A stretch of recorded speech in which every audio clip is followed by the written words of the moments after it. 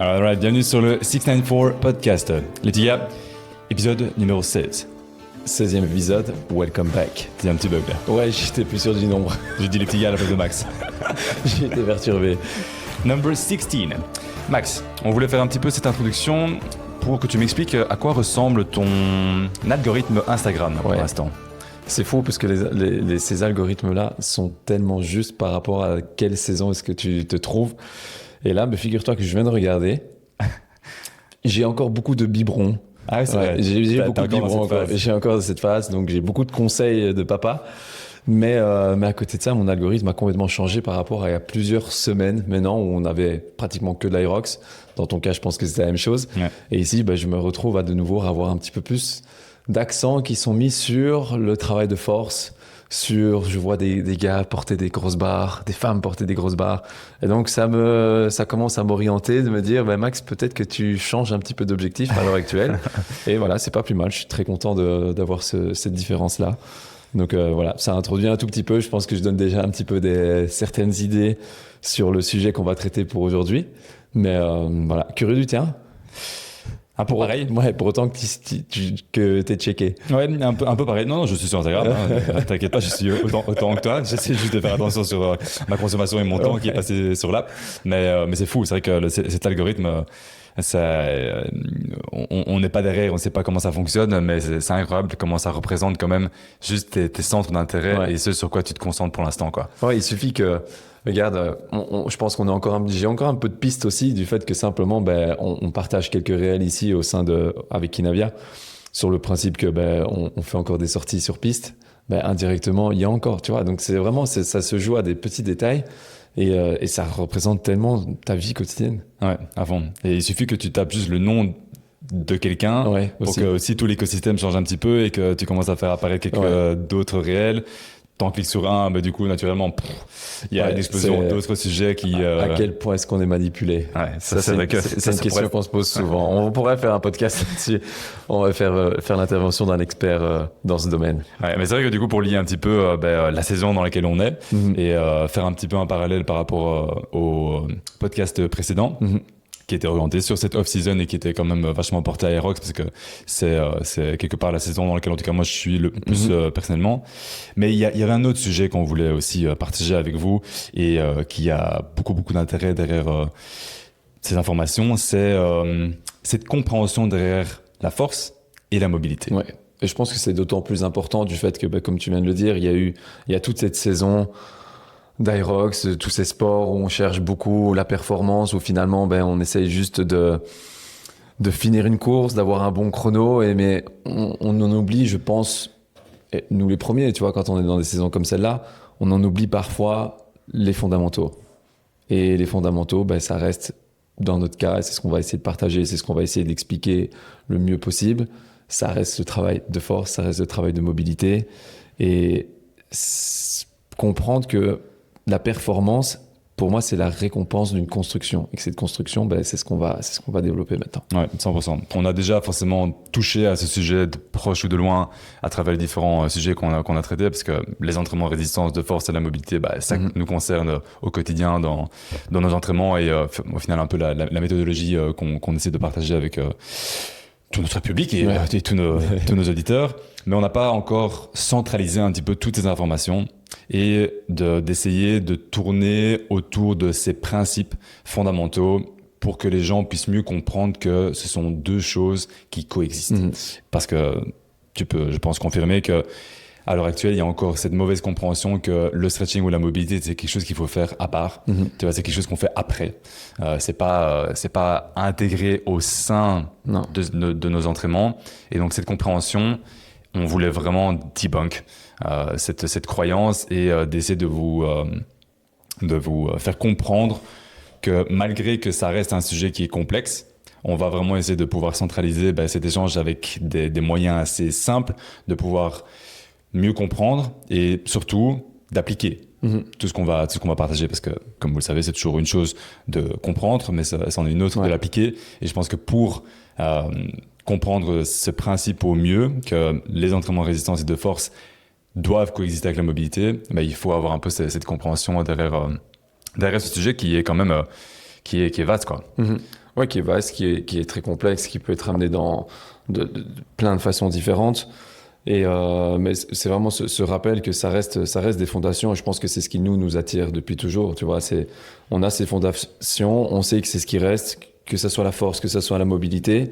Finalement, quand tout disparaît, qu'est-ce qui nous reste? Il nous reste un corps qui soit mobile, qui soit fort et qui soit juste capable. Tu vois, et ça, on l'a déjà répété plusieurs fois. On avait fait tout un podcast sur ce sujet d'un corps robuste, mais c'est surtout un corps capable de pouvoir encaisser, capable de pouvoir bouger, capable de pouvoir... Et que ça soit dans un environnement comme dans une salle de sport, mais à la fois en extérieur, tu vois, et que ça peut être dans n'importe quel contexte. Maintenant, c'est Tomorrowland. Être capable de pouvoir bouger en étant dans un festival, ça reste de la force. Il faut être robuste pour faire Tomorrowland. Il faut pouvoir tenir, tu vois. Donc voilà, un corps fort, ça reste et ça devrait, je pense, être l'objectif de beaucoup de personnes, si ce n'est pas de tout le monde. Ouais, ça, c'est un truc que j'ai mis juste là, ici, devant moi, c'est que c'est pas assez pris au sérieux. Non. Tu vois, cette mobilité. Beaucoup de gens sont au courant qu'ils sont raides, qu'ils sont handicapés, quelque part, d'une certaine façon. Oui, bien sûr. C'est une limitation, c'est un handicap. De ne pas pouvoir accéder à certaines amplitudes, c'est un handicap, bien sûr. Clairement. Et pourtant, on le délaisse. Tu vois, on met toujours ça un peu de côté. Parce que justement, je pense qu'il n'y a pas encore assez cette compréhension et cette éducation. Comme on disait aussi un peu dans l'intro, quand on veut développer son système cardiovasculaire, on a cette idée un peu générale de dire qu'on a un peu deux façons de faire. C'est soit augmenter le volume, mettre aussi un petit peu plus d'intensité, d'être progressif à travers ça. Les gens savent que c'est via ce biais, mais pour être plus mobile, ça reste quand même un petit peu plus flou. Ouais, je pense que soit on a l'impression que c'est très complexe, de par simplement aussi l'éventail de positions qui est possible d'aller chercher, ou de par la complexité, encore une fois, qu'on peut retrouver si on s'inspire un petit peu du monde des yogis ou peu importe. Je pense oui, il y a un peu cette peur de se dire finalement c'est pas pour moi, je suis pas souple de base, j'y n'y arriverai pas, j'ai peut-être pas le temps, j'ai peut-être pas l'envie d'aller explorer ce domaine-là, alors que finalement c'est ce qu'on va essayer d'expliquer, c'est que il n'y a pas ce besoin d'être super spécifique sur ce modèle-là et qu'il y a possibilité de le travailler de manière ultra indirecte. Ouais, 100%. Quelles sont, toi, un petit peu les sources d'inspiration que tu as eues à travers les différentes années? Parce que tout ce qu'on va partager au final avec vous aujourd'hui, c'est pas des compréhensions ou des connaissances qu'on avait dès la première année. Non. Ça a été une succession de beaucoup d'expériences, beaucoup de pratiques et beaucoup d'inspiration de différentes personnes qui forcément nous ont donné aussi les éducations que nous, on va essayer de vous transmettre aujourd'hui, quoi. Ouais, mais je pense qu'on a beaucoup d'influences en commune. Néanmoins, sur ces sujets-là, que ça soit la force et la mobilité, même si on n'aime pas les dissocier, je pense qu'il y a quand même une dissociation qui doit être faite. Parce qu'il y a des influences qui ont été un petit peu différentes. Tu vois, moi, j'ai été... donc, je pense qu'on a commencé tous les deux de la même manière, un peu gym bro. On arrive dans une salle de sport, on a envie de simplement soulever un petit peu du poids. On ne sait pas trop pourquoi. On sait simplement qu'on a envie d'être meilleur, de plus en plus fort, de jour en jour, d'impressionner de plus en plus. Donc, voilà, on s'entraîne, tu vois. Et ça reste valable, c'est de l'entraînement. Et puis, je pense, arrive un moment, et ça, on en avait déjà également discuté, où... pour continuer à progresser, il va falloir être un petit peu plus curieux. Et de mon côté, cette curiosité, elle était très portée sur vraiment l'aspect force. Ouais. Tu vois, donc j'ai le background aussi en endurance qui a été un petit peu introduit plus tard. Donc, je sentais que j'avais un cœur qui fonctionnait bien. Mais j'étais curieux de savoir jusqu'où est-ce que j'étais capable de pousser le châssis, tu vois, donc être capable de pouvoir vraiment être fort. Et dans ces influences, moi j'ai été beaucoup influencé par toute l'école Westside Barbell. Donc ça vient des États-Unis, de Columbus plus précisément, et c'est une école qui a été inspirée par Louis Simon, qui est un powerlifter de renommée, et qui ont mis à jour un petit peu les méthodes d'entraînement qu'on appelle les méthodes d'entraînement conjuguées. Donc c'est vraiment le principe d'alterner sur des entraînements où on va développer telle qualité de force de manière différente. Et au sein de ce Westside Barbell, il y avait malgré tout ce qu'on appelle la GPP, donc c'est la General Physical Préparation. Voilà, t'as réussi. JBP.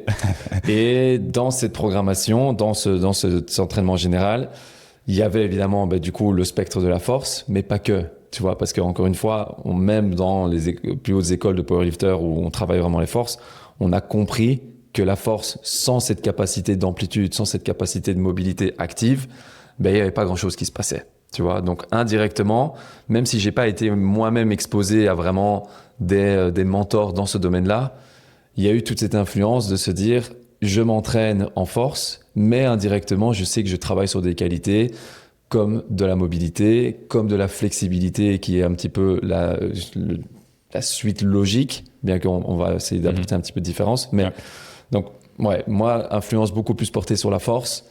Dans ton cas, un petit peu, je pense que tu as eu des influences un petit peu similaires, mais je pense que tu as quand même eu beaucoup plus de recherche et de curiosité sur cette mobilité-là. Ouais, on discutait un peu dans l'intro, c'est que il y a vraiment eu un moment, et c'était juste après le fait qu'on ait fait le challenge 0 jusqu'à 694, où on était forcément très porté sur l'endurance, l'ultra-endurance, avec la course à pied qui était fort dans notre quotidien.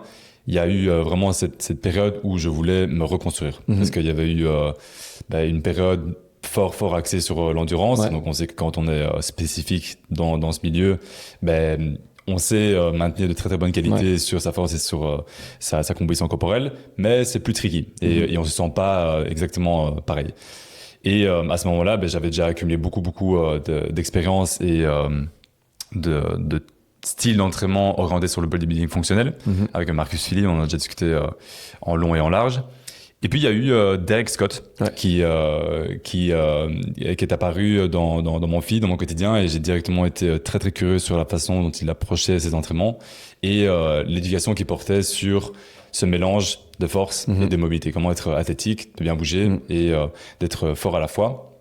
Et ça m'a permis vraiment de pouvoir élargir cette compréhension, cet éventail de connaissances autour des entraînements pour, au final, nous amener aujourd'hui avec ce background et cette expérience de différents types d'entraînement, différentes expositions sur lesquelles on a pu, toi et moi, travailler et venir avec ces principes, quoi. Ouais, je me souviens bien ce jour-là, quand on avait terminé justement ce challenge, on avait tous les deux ce besoin de retourner vers quelque chose qui nous plaisait. Tu vois, moi, j'ai retourné très rapidement vers ce domaine de la force.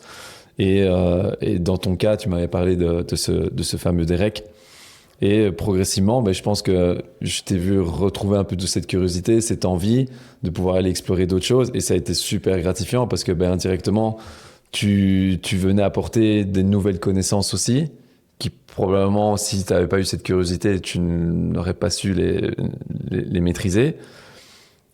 Et se rendre compte, et moi je me souviens encore, je voyais des mouvements que tu faisais, et je me posais toujours la question, ok, mais est-ce que je suis capable, tu vois, sans le travailler spécifiquement, est-ce que quelqu'un qui s'entraîne en force est capable malgré tout d'aller chercher certaines amplitudes? Et ça, c'était super curieux. Et du coup, on a fait un peu le test, de temps en temps, on avait l'occasion de s'entraîner un peu ensemble.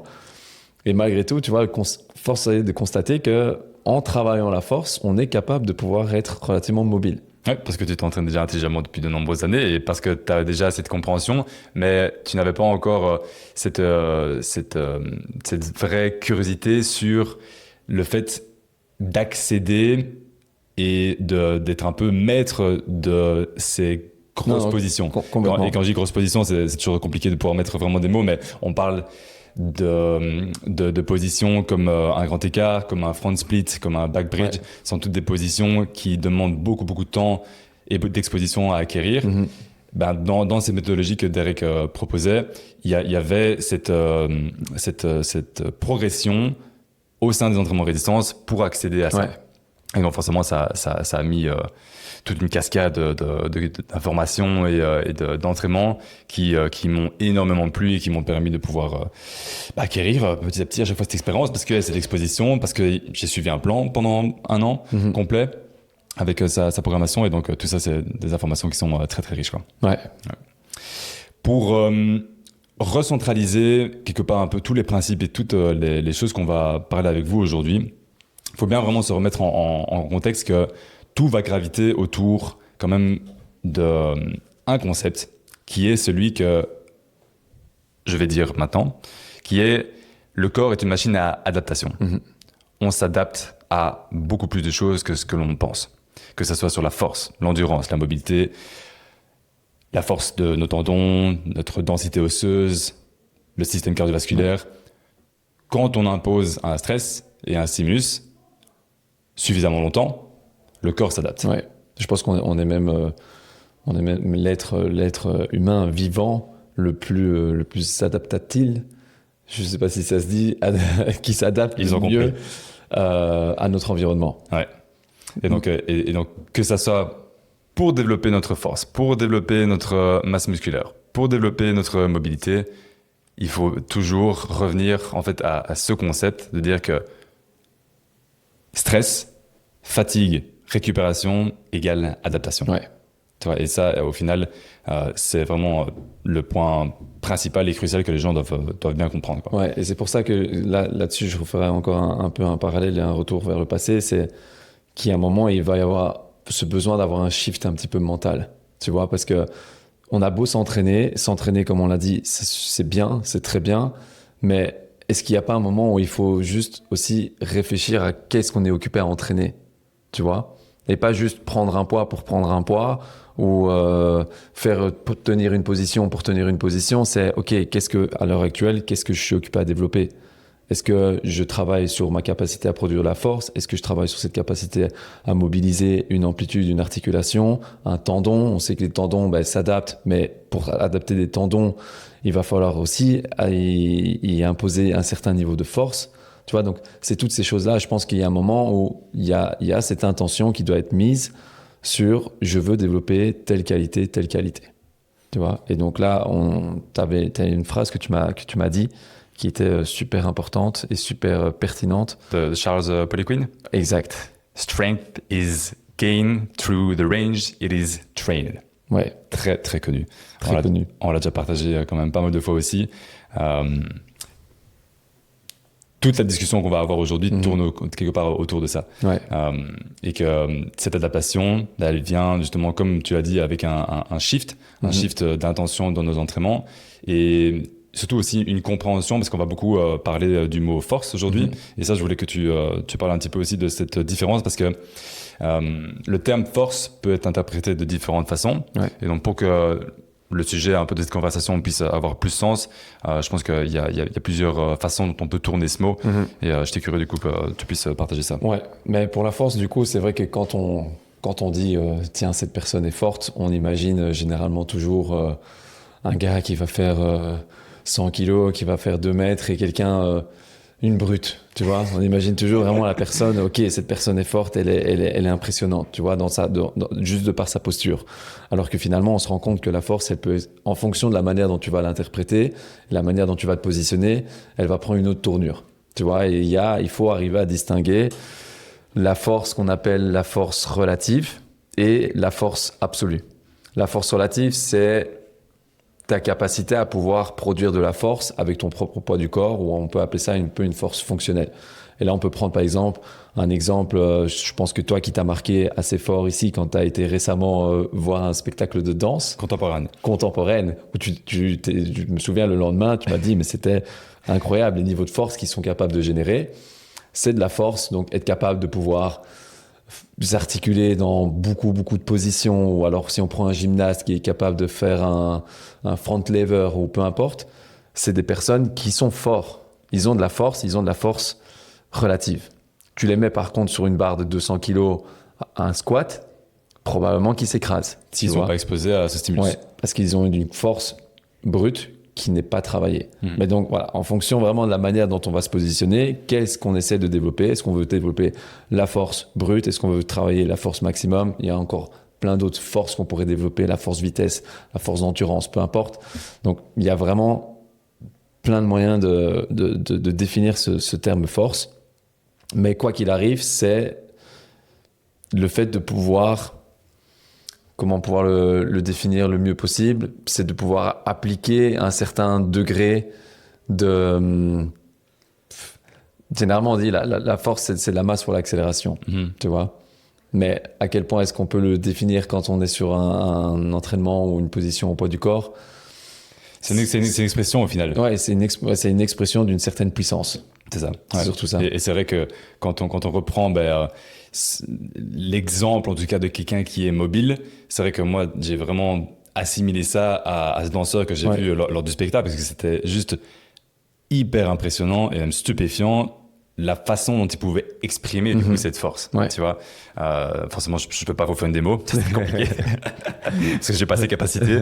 Mais c'est vrai que dans ce contexte de danse, on peut vraiment directement voir le mot, tu vois, par les différentes positions qu'ils sont en train de faire, de souplesse, de mobilité et force.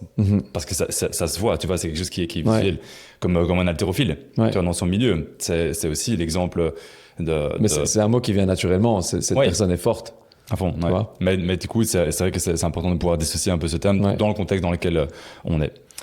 Ce shift aussi, un peu de mindset, il va venir avec une phrase super intéressante que je vais vous dire à l'instant, qui est « Stretching is just strength training at end range and lifting weight at long muscle length is stretching ». Petite phrase par Terry Scott que j'ai pris de son compte, que je vais traduire aussi en français. Le stretching, c'est un entraînement de résistance à grande amplitude, et un entraînement de résistance à grande amplitude est du stretching. On va laisser poser ça pendant quelques secondes, réécouter, revenir en arrière 10-15 secondes pour réécouter cette phrase, parce que elle est la compréhension même de cette coexistence entre les entraînements de force et de mobilité. Elle veut tout dire. Elle veut tout dire. Les deux sont liés. On peut développer notre force, qu'elle soit relative ou force max, et notre mobilité à la fois, quand les principes qu'on va partager avec vous aujourd'hui sont appliqués. Et j'espère vraiment qu'à la fin de cette conversation, vous allez ressortir de là avec une meilleure compréhension que ces choses doivent être intégrées ensemble. Et qu'il ne faut pas penser que c'est quelque chose qu'on fait après, ou qu'on doit juste passer des heures à faire du stretching passif pour être plus souple ou être plus mobile. C'est vraiment une grosse erreur. La mobilité, elle vient pas juste en s'étirant plus. Elle vient en appliquant ces différents principes, ces différents tips qu'on va essayer de partager avec vous aujourd'hui.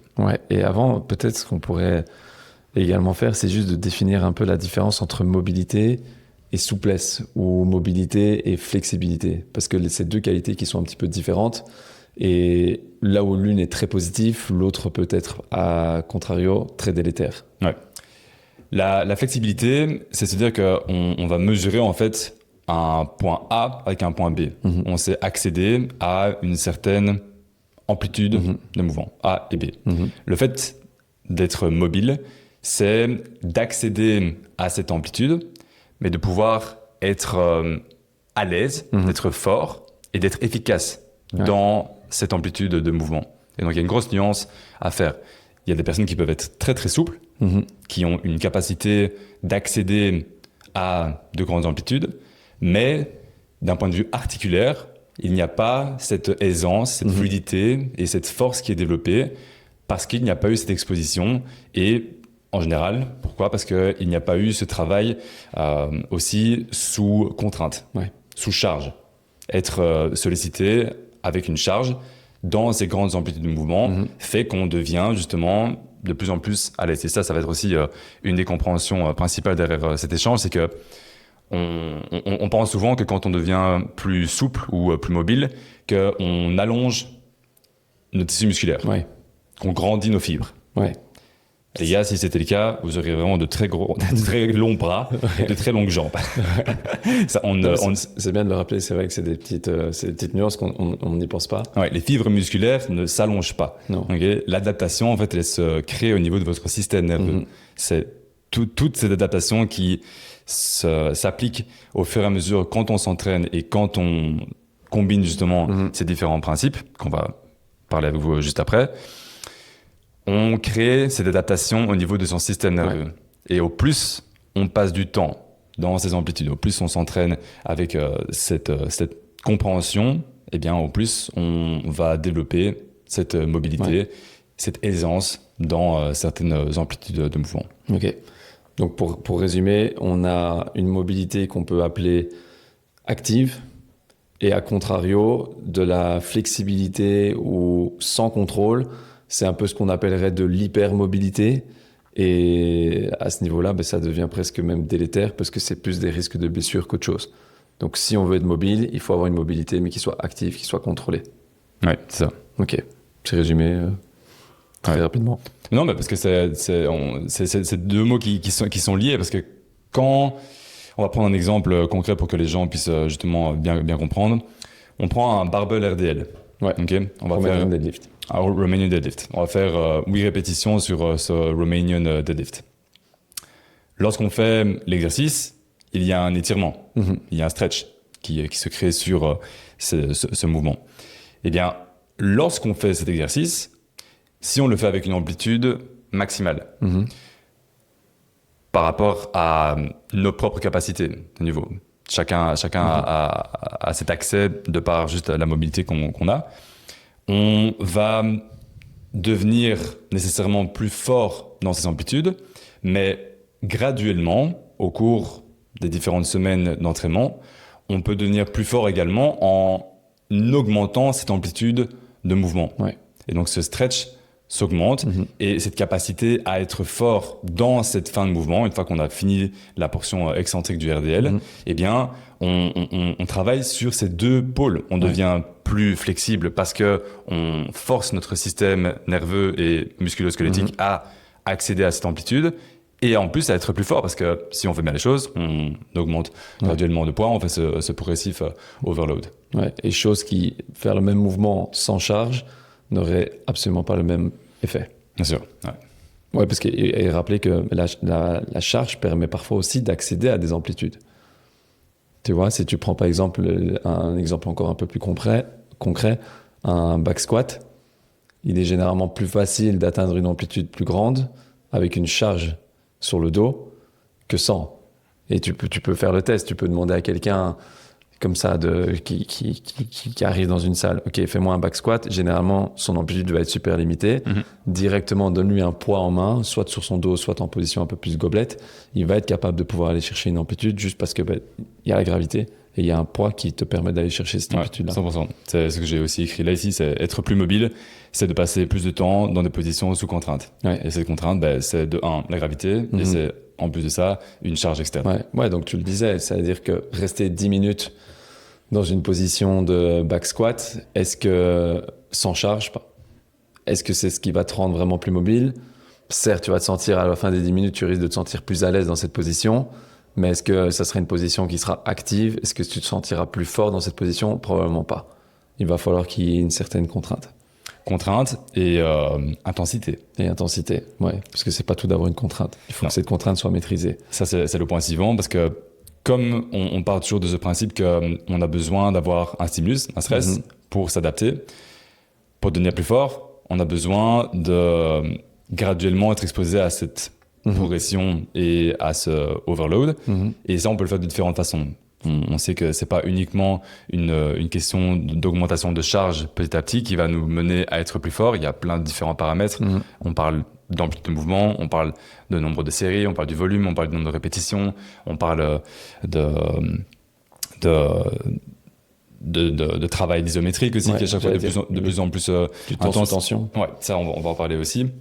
Eh bien, pour la mobilité, c'est pareil. Et pour développer cette mobilité ou même cette force, eh bien, il y a une certaine intensité qui doit être requise. Et ça, cette intensité, je pense qu'encore beaucoup de personnes, tu vois, n'ont pas cette compréhension dans les amplitudes de mouvement dans lesquelles on doit être. Non, mais parce que ce qu'il y a, c'est que l'intensité est inconfortable aussi.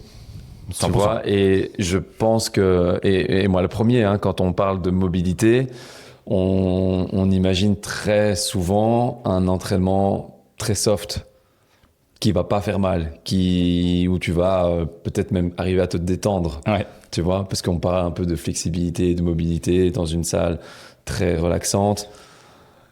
La vraie mobilité, pour l'avoir travaillée, elle est pas agréable. Elle n'est pas agréable du tout. Elle est dure de par le fait que tu dois aller chercher ces amplitudes et qu'elles sont sous contrainte et que tu y mets l'intensité. Ouais. Donc, tu vois, c'est make face. Tu peux le faire, tu sais le faire sur du travail de mobilité. Et donc, par rapport à cette intensité, on voulait aussi reprendre un peu ce concept de d'échec musculaire. Ouais. quand on fait 4 séries de 8 à 10 répétitions, on parle que cette 10e répétition, on veut atteindre l'échec musculaire. Ouais. Eh bien, il faut bien comprendre qu'au fur et à mesure de cette série de travail, on va avoir une vitesse d'exécution qui diminue. Right? Ça, c'est le fait de pouvoir mesurer correctement l'intensité et surtout la charge qu'on va utiliser pour arriver effectivement à cette 10e répétition et à être à l'échec musculaire. Ouais. Cette intensité, le fait d'arriver à cet échec musculaire, elle doit aussi être interprétée d'une façon similaire pour notre travail de fin d'amplitude pour développer et d'améliorer cette mobilité. Ouais, donc là, en résumant aussi, donc on sait que le travail à l'échec musculaire, c'est celui qui va te permettre de développer un maximum de qualité. Et exactement dans le même spectre que dans la mobilité, pour travailler cette mobilité, il va falloir se rapprocher également d'un certain échec ou d'une certaine intensité. Ouais, et ça, on va parler de end range souvent. Tu vois, c'est de se dire que dans notre exemple de barbell RDL, on fait la phase excentrique, on réalise nos 8 à 10 répétitions. Une fois qu'on arrive à chaque fois en fin de portion excentrique, donc à la fin du mouvement, on est à ce qu'on appelle le end range. L'amplitude la plus grande. L'amplitude la plus grande de ce mouvement. Eh bien, un des principes justement clés d'intensité, c'est le fait de pouvoir passer du temps dans ce end range. Et en général, quand on le fait, justement, c'est en fin de série. Donc, par exemple, on reste sur ces 8 à 10 répétitions, on arrive proche de l'échec musculaire à la 10e rep. Eh bien, une des choses qui va aussi créer cette adaptation nerveuse, c'est de pouvoir rester dans cette fin d'amplitude à la fin de série et d'appliquer de l'intensité. Et quand on est déjà proche de l'échec musculaire et qu'on arrive à cette fin de répétition et qu'on doit rester quelques secondes en fin de stretch et qu'on essaie vraiment de pouvoir créer un maximum d'espace et d'amplitude à travers ce mouvement, il y a une adaptation très très importante qui se crée. Ouais. Et donc c'est une compréhension qui doit vraiment être bien comprise pour que cette compréhension de coexistence entre la mobilité et les forces puisse s'appliquer. Vraiment super important. Est-ce que tu veux rajouter quelque chose sur l'échec musculaire? Non, par rapport à ce que tu viens de dire, est-ce que ça ferait pas référence un peu au loaded stretch? Oui, c'est ça, ouais. Loaded stretching. Ouais. Que moi j'utilise beaucoup et dans le monde de la force, et là tu vois que c'est pour ça qu'on arrive à faire finalement des parallèles, tu vois, c'est une technique que toi tu utilises davantage en mobilité, qu'on utilise davantage en force, qui est inspiré de Christian Thibaudeau, qui est également un powerlifter et un très reconnu, beaucoup plus au Canada et dans le monde francophone aussi, qui utilise cette méthode énormément et personnellement je l'utilise beaucoup dans, par exemple, un des mouvements sur lequel je le fais, c'est le loaded stretch sur un pull-ups ou sur simplement un hang. Tu vois, c'est de se dire, à la fin d'un travail où on va travailler davantage sur l'hypertrophie ou sur la force, c'est de pouvoir simplement se suspendre avec un poids, une charge super importante pour pouvoir aller chercher ce end range et pouvoir travailler sur cette capacité justement de mobilité. Tu vois, donc même dans le domaine de la force, c'est appliqué. Il y a encore énormément d'autres bénéfices qui sont appliqués à ce loaded stretch, mais pour travailler la mobilité, ça fait partie d'un des moyens, d'une des méthodes qu'on utilise, que ce soit de ton côté ou que ce soit du mien, peu importe la position. Je pense qu'il y a toujours ce moyen d'aller chercher. Parfois, il faut être assez inventif pour aller chercher ce loaded stretch sur certaines positions, mais ça reste quand même et puis ça reste même des sensations incroyables.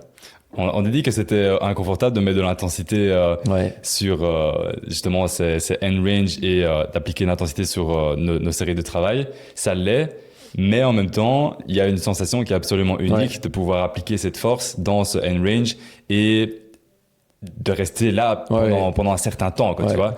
Ouais, t'as des gouttes de sueur. Oui, parce que justement, c'est tellement intense, mais au final, cette sensation d'ouverture comme ça et de loaded stretching, c'est quelque part un peu la sensation par définition qu'on devrait ressentir pour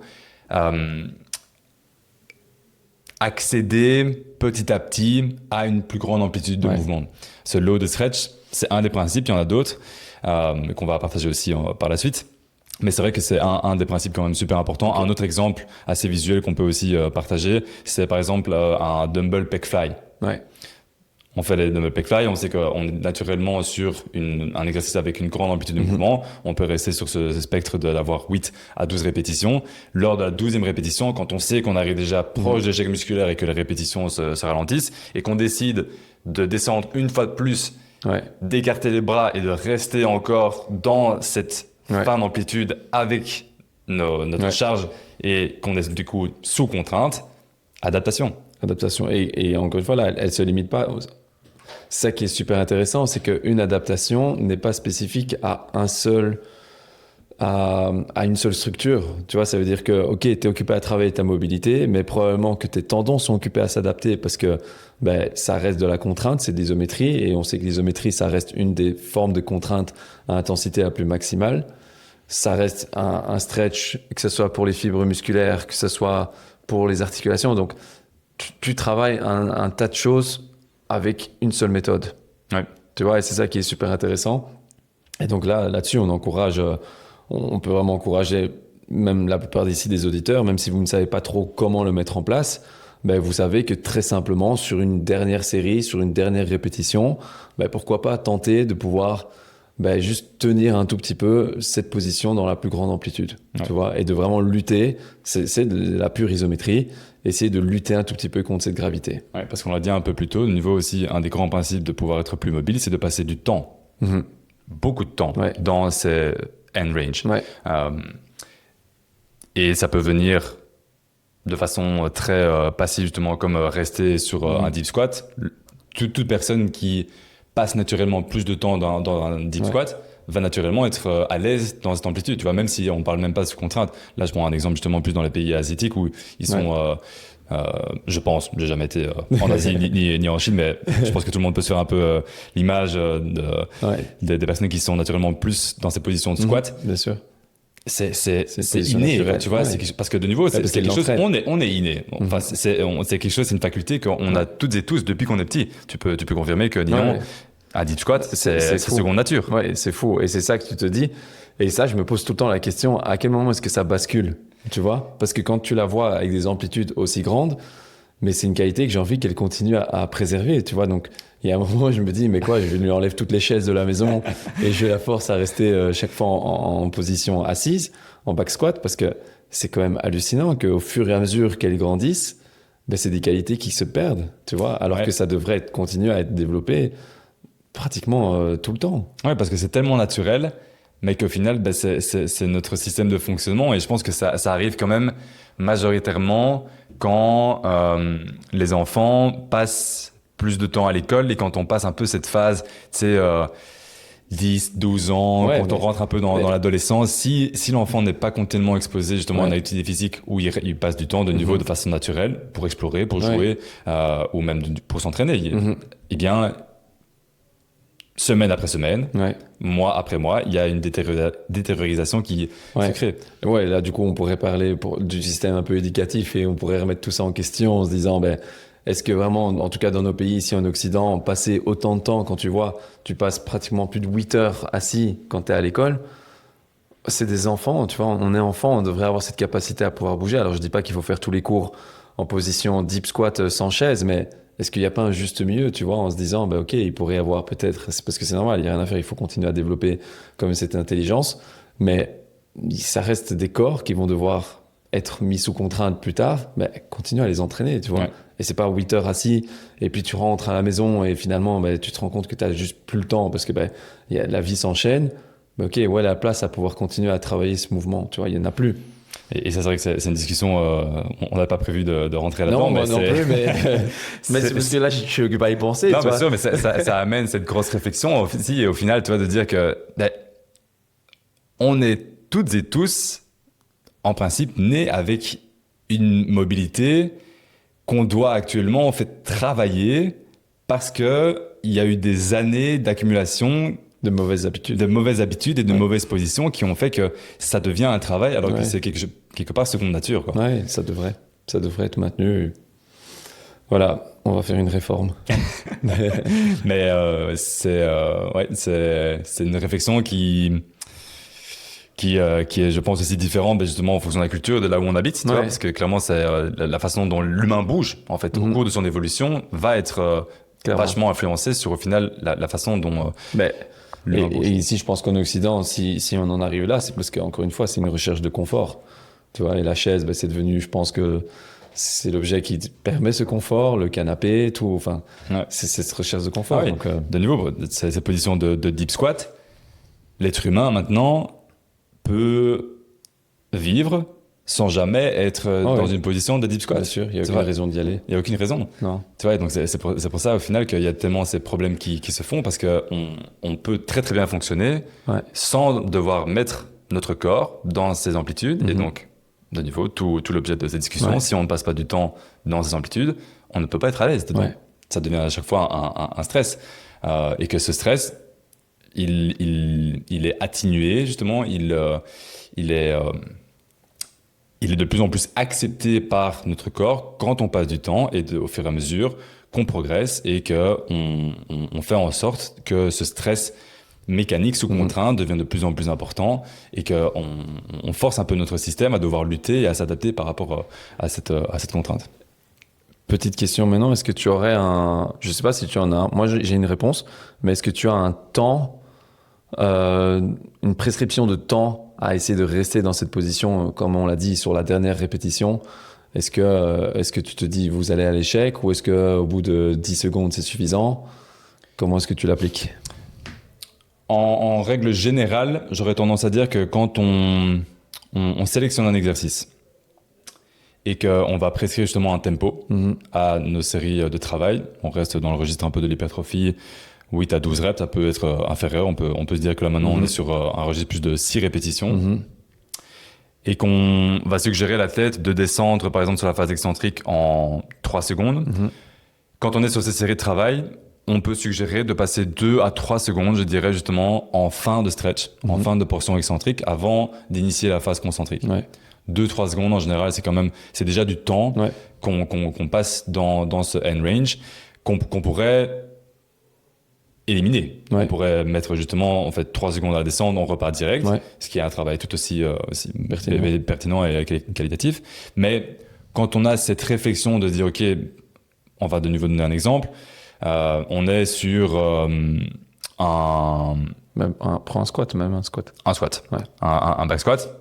On fait ces 3 secondes de descente, on reste 2 à 3 secondes dans notre deep squat, dans l'amplitude de mouvement la plus importante qu'on sait tolérer avant de repartir. Et bien forcément, on a cette contrainte de charge, on passe du temps dans cette fin d'amplitude, et bien forcément tout ça se traduit sur une adaptation.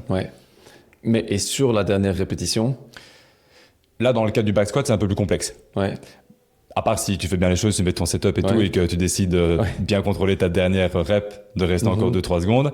Si tu es à l'échec musculaire, tu vas pas savoir remonter. Donc tu dois pouvoir dropper la barre. Parce que du coup, par exemple, tu vois, la méthode que moi j'utilise avec celle de Thibaudot, il préconise d'essayer de passer plus ou moins entre 2 minutes et 3 minutes cumulées dans cette amplitude.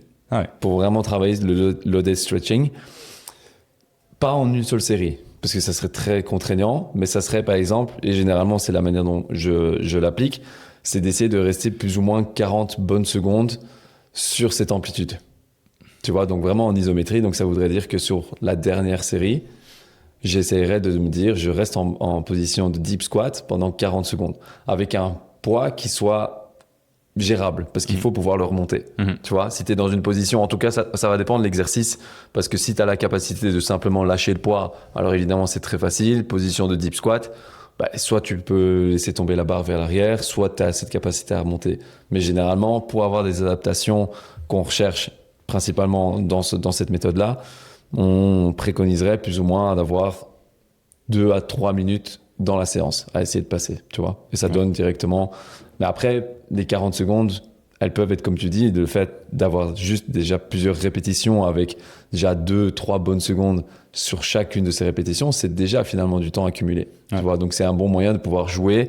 Est-ce que tu as accumulé suffisamment durant la série? Si oui, potentiellement, tu peux rester encore 10 à 15 secondes. Si pas, potentiellement, tu peux tenir les 40 secondes. Et ça, de nouveau, tu vois, une fois qu'on a compris un peu ce principe, je ne dis pas qu'il doit être appliqué sur chaque série, sur chaque exercice qu'on fait, mais quand on fait sa série de travail, qu'on a déjà ce tempo et que lors de la dernière série ou même juste de la dernière répétition, on décide de passer ces 10-15 secondes et qu'on a 3-4 séries de travail, tu vois, on est dans ce période, donc c'est intéressant. Et du coup, là, comme tu viens de le dire, ça serait juste, ayez cette petite pensée à un moment, pensez à, si vous écoutez ce podcast, pensez à nous, en disant, tiens, mais pourquoi est-ce que je ne resterai pas pendant 10 à 15 secondes supplémentaires et accumuler ça sur plusieurs semaines, plusieurs mois, mais normalement, vous allez sentir une différence, c'est sûr et certain. Vous allez vous sentir plus fort dans une amplitude plus grande. Ouais. Et vous serez qualifié de personne mobile. Et même chose, tu vois, cette répartition avec un tempo qui est prescrit, où on va descendre 3 secondes, rester 2-3 secondes, c'est progressif. On est dans un développement de qualité où certes, on va peut-être pas forcément pouvoir soulever la même chose que si on n'avait pas ce tempo, mais c'est toujours la même chose, c'est-à-dire que passer du temps et être dans ce cycle de travail pendant X semaines va naturellement développer certaines qualités qui vont être bénéfiques par la suite, et que lorsqu'on revient sur un back squat sans tempo où on recherche plus le développement de la force absolue, eh bien on aura eu ces adaptations qui se sont créées, qui se traduisent du coup à une meilleure performance et une meilleure gestion par la suite. Mais ça, c'est une des choses qu'on a discuté aussi un peu en amont avant de record le podcast, c'est que par expérience, avec maintenant les différentes expositions que j'ai déjà pu avoir, je ressens quand même aussi vachement que une fois qu'on a eu cette exposition sur le long terme et qu'on a eu cette compréhension et qu'on a décidé de porter notre attention sur cette mobilité et qu'on a accédé du coup à de grosses adaptations et qu'on a accès désormais à plus d'amplitude, eh bien cette amplitude de mouvement, elle est très très facilement maintenue. Et qu'il faut très très peu d'exposition au quotidien pour maintenir ces qualités. Ça, c'est comme dans tout, il faut toujours beaucoup moins d'efforts pour maintenir une qualité que pour la développer. À partir du moment où tu as pris le temps et que tu l'as bien fait, que tu n'as pas pris de raccourci, que tu as développé une qualité, que ce soit une qualité ici en force, que ce soit de la mobilité, que ce soit peu importe, à partir du moment où tu as acquis quelque chose de manière saine, pour la maintenir, ça te demande très peu d'exposition. Ça te demandera encore, tu devras encore le faire, tu devras peut-être t'exposer moins souvent. Le moment où tu t'exposes, ça devra être fait correctement, avec la bonne intention, mais ça te demandera juste moins d'efforts. Ouais. Et je trouve que particulièrement pour le côté mobilité, justement. Ouais. Mais ce qu'il y a, c'est que ça soit le développement de la force ou le développement de la mobilité, comme tu l'as dit, il y a beaucoup ce travail nerveux. Donc ça veut dire que même si tu ne t'exposes pas, probablement que tu vas perdre quelques petits pourcentages, tu vois, dans l'amplitude. Peut-être tu vas perdre 10 à 20% d'amplitude, comme tu perdrais 10 à 20% de force.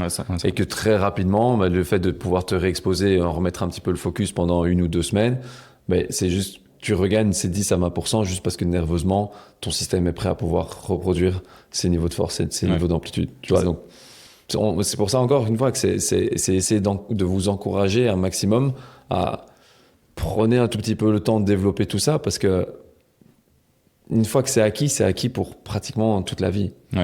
Tu vois, mais c'est juste que ça demande, et là, je fais le parallèle, c'est que moi-même, indirectement, tu vois, je prends pas spécialement le temps d'aller chercher tous ces skills comme tu pourrais le faire.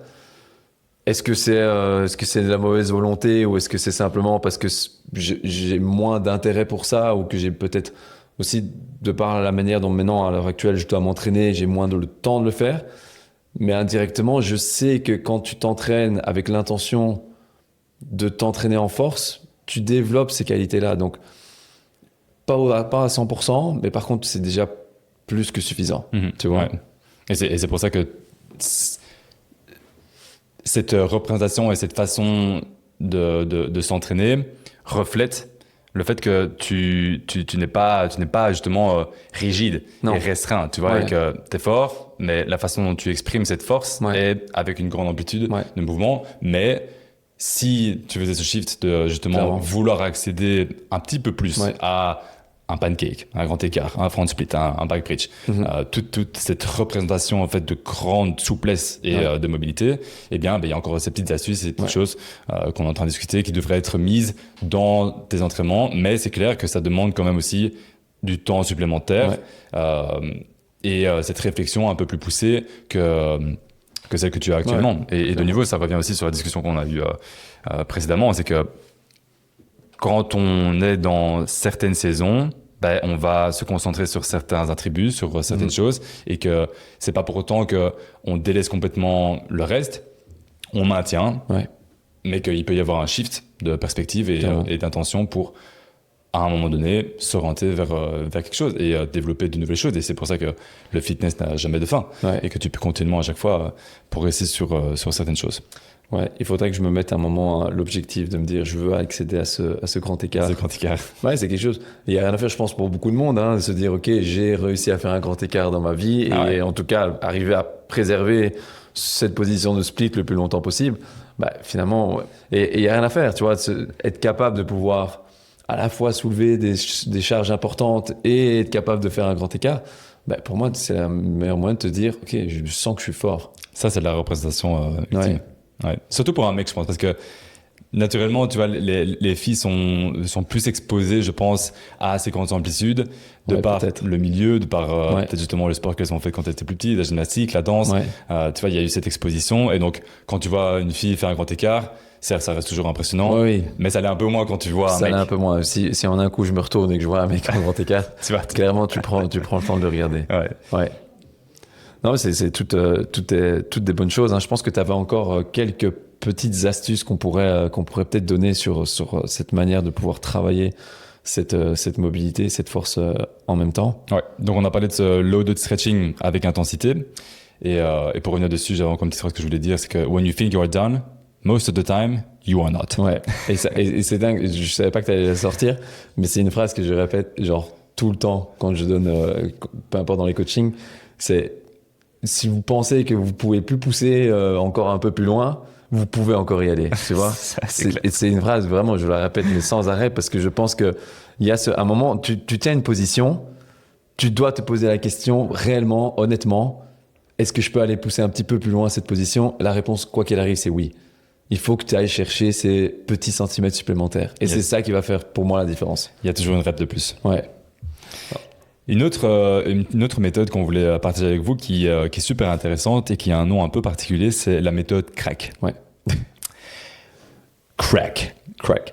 Contract, relax, antagonist, contract. Je pourrais pas le faire en français. Ça paraît barbare. Ça paraît un peu spécial. Oui. Mais on va essayer de résumer cette méthode assez simplement, même si une représentation visuelle serait plus adéquate, mais on va essayer de... Ouais, encore une fois, les principes que là on expose, ils seront valables uniquement si vous les essayez et que vous allez vous rendre compte de la richesse de ce genre de méthode-là. Parce que juste maintenant, imaginez cette méthode CRAC, relâcher, c'est trop compliqué. Ouais, mais ça va. Je pense que les gens vont pouvoir quand même comprendre parce que elle est quelque part liée avec aussi la force de compression qu'on va partager en même temps. Et là, on va prendre comme exemple une position d'un pike stretch. Alors un pike stretch, pour ceux qui ont juste l'audio, vous êtes assis sur le sol avec les jambes tendues et le buste relevé, position L. Ouais. Ok. Le pike stretch, c'est le fait de venir en position V, d'amener le tronc vers les jambes. Eh bien, cette méthode CRAC, Contract, Relax, Antagonist, Contract, c'est une méthode qui est super intéressante pour que vous puissiez ressentir en fait cette adaptation nerveuse et le fait de pouvoir recruter un peu plus d'amplitude de mouvement rapidement. Qu'est-ce que j'entends par là? On est dans cette position de pike stretch et comme beaucoup de monde, on essaye de toucher avec la main le bout des orteils. Ouais. Pour ceux qui sont un peu plus rigides, en général, c'est pas les orteils, c'est la cheville. Ou les genoux. J'espère que vous n'êtes pas là. On va essayer de grappiller du coup le plus loin possible. Et on peut faire ces positions déjà de deux façons. Soit on le fait complètement relâché passivement avec le dos qui est arrondi. Soit on le fait un peu plus activement en essayant de se redresser un maximum et de garder le tronc droit le plus possible. On va partir dans cette optique qu'on est actif, justement, qu'on n'est pas complètement passif. Eh bien, on va essayer de se positionner en position V le plus loin possible. Et dans cette position, vous allez toujours garder les mains qui sont sur le sol. On va faire en sorte de contracter les muscles qu'on essaye de pouvoir allonger. Là, en l'occurrence, les ischios. Okay. On va essayer d'appliquer de l'intensité et de la force justement dans le sol en poussant avec les talons dans le sol pour 8 à 10 secondes. Ouais. Contract. Okay, donc on est dans cette position où là, on va contracter un maximum les ischios pour créer cette tension au niveau de la chaîne postérieure. Okay. Ensuite, on va relâcher. Là, ici, on peut être de nouveau avec le dos arrondi. Ouais. On va faire des expirations qui sont un peu plus lentes. Et ensuite, on va faire l'inverse, donc antagoniste. Et là, on va essayer de pouvoir contracter les muscles antagonistes. Quels sont les muscles antagonistes dans ces positions? Les quadriceps, les fléchisseurs de hanches et son gainage. Et dans ces positions, là, on va faire l'inverse. On va essayer de penser à relever la pointe des orteils. On est toujours dans la même position, mais l'intention va être shiftée sur l'activation du coup de ces muscles. Et on fait la même chose. 10 secondes de contraction super, super intense. On serre les quadriceps, on essaie de pouvoir générer un maximum de force avec son gainage et les fléchisseurs de hanches. Et ensuite, on se relâche à nouveau. Le fait de faire ça, juste une série, vous allez directement ressentir que dans votre pike stretch, vous allez pouvoir être avec une amplitude de mouvement qui est un peu plus importante.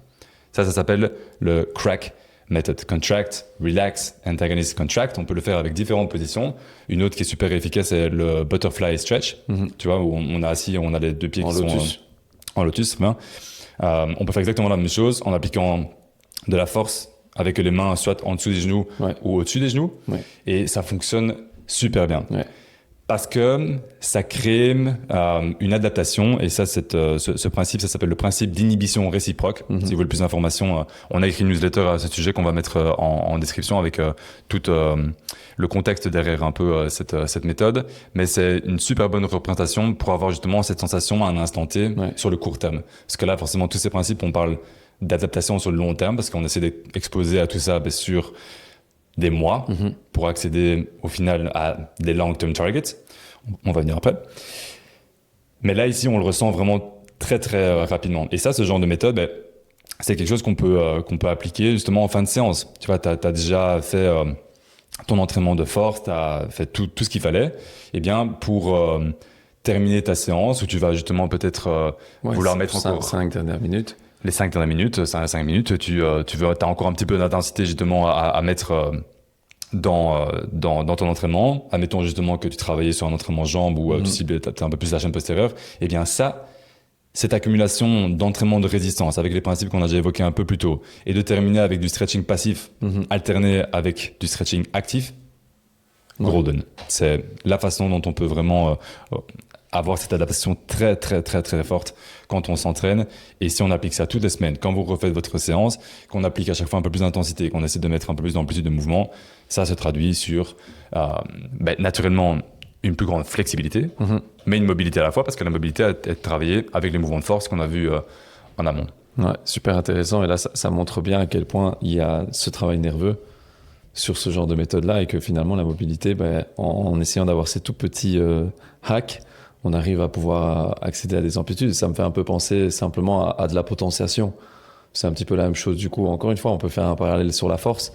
La potentiation, en général, on l'utilise en essayant de créer une grosse intention ou une charge très importante, très courte, pour pouvoir maximiser la série d'après. Donc, ça pourrait nous donner, par exemple, quel exemple est-ce que je peux donner? Ça pourrait être, par exemple, un push press, un press.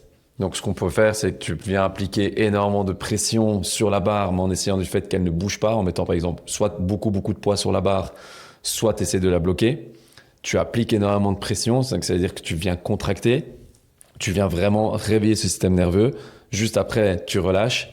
Et normalement, juste après ça, tu es capable de pouvoir générer davantage de force. Et dans ton cas, c'est être capable d'aller générer davantage d'amplitude. Donc, c'est exactement le même principe, juste inhiber de système nerveux pour pouvoir produire davantage d'amplitude ou de force. C'est ça, il y a une inhibition de syndrome musculaire par rapport à ceux qu'on essaie de pouvoir allonger ou développer. Donc, super, super intéressant. À mettre en application right away. Juste après ce podcast. Ou pendant le podcast. Mettez-vous en position pike stretch et expérimentez ça jusqu'à la fin de notre discussion. Exact.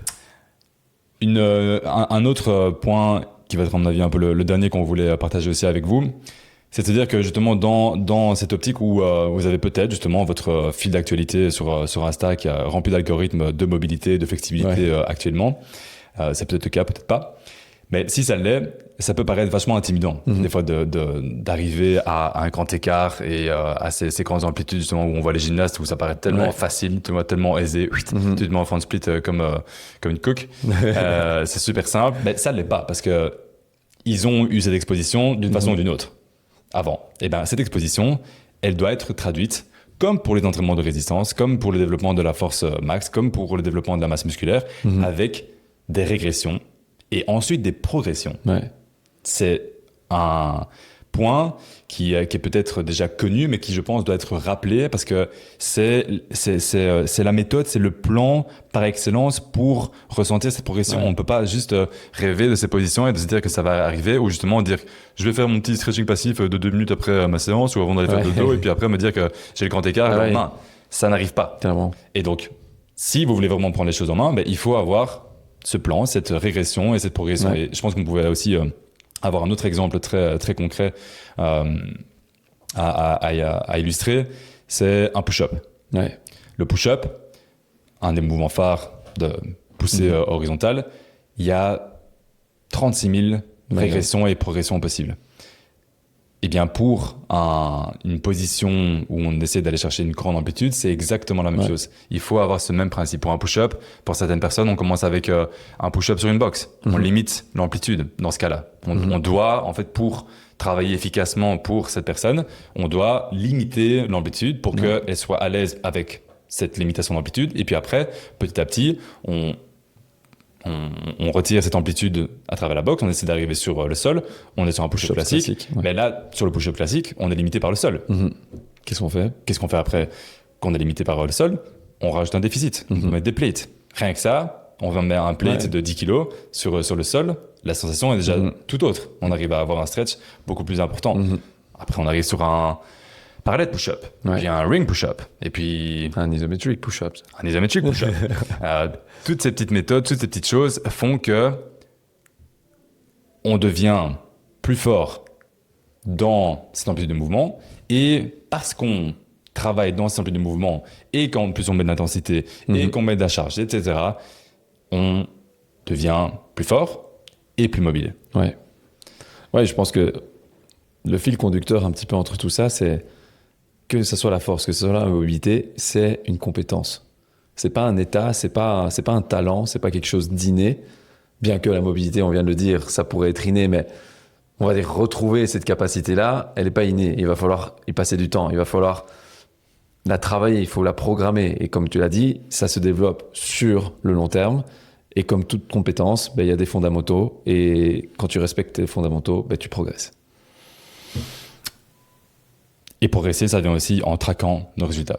Comme pour les séries de travail qu'on fait sur un bench press, où on note nos 4 séries avec le poids qu'on a utilisé pour chaque série, le RIR, le RPE, peu importe, comment est-ce qu'on s'est senti. Eh bien, quand on est sur ces positions avec les exercices, on traque. On a une vue d'ensemble. On a, OK, j'aimerais atteindre 100 kg sur le bench press, c'est mesurable. On sait qu'on peut traquer ces résultats. Eh bien, pour avoir cet objectif d'acquérir certaines positions ou certains skills, on parle aussi de faire un handstand, un pistol squat, peu importe, il y a tellement de choses qu'on peut travailler. Eh bien, il faut mesurer petit à petit à chaque fois ça et avoir ce long-term target, de se dire que c'est pas demain que ça va arriver, mais petit à petit, semaine après semaine, ma structure et la façon dont je m'entraîne me permet de débloquer certaines choses qui se traduisent petit à petit à une amélioration et à potentiellement une acquisition. Donc, ne pas travailler à l'aveugle. Je pense que les gens qui nous écoutent maintenant devraient comprendre que travailler à l'aveugle ne mène nulle part. Non. Max, je pense qu'on a bien parlé. Je pense qu'on a dit beaucoup de choses. choses. Est-ce que tu as encore certaines choses que tu voulais partager à nos auditeurs? Il y a énormément de choses que j'aimerais encore partager, mais je pense que toutes les choses qu'on voudrait dire seront partagées dans d'autres épisodes, encore et encore, parce que on a envie de parler, on a envie de parler, et même des sujets comme ceux-là, ils sont passionnants, mais ils pourraient partir dans tellement de directions différentes. Je pense qu'il faut rester sur quelque chose de condensé. On a donné des conseils, on vous a donné des moyens de les appliquer. Testez-les, comme toujours. Si vous avez l'occasion de nous faire un retour, évidemment, n'hésitez pas. Si vous avez envie d'avoir plus de renseignements, n'hésitez pas non plus. Comme tu l'as dit, on va mettre une ancienne newsletter, ce qu'on avait écrite à ce sujet, pour vous donner encore un petit peu plus de contexte. Et ouais, se rappeler, comme toujours, qu'il y a de la progressivité dans tout et que si vous avez cette curiosité, ben, on vous invite à juste tester et tester comme toujours suffisamment longtemps. Tu pouvais pas conclure d'une meilleure façon. Les gars, merci pour votre écoute et on s'entend sur le prochain épisode. Guys, see you. Like always, elevate. Non. si, c'est ça. Ouais. On clôture là-dessus. Oui, mais c'était parce que, encore une fois, c'est toi qui le dis normalement. We elevate the standard together. Right. Guys, see you.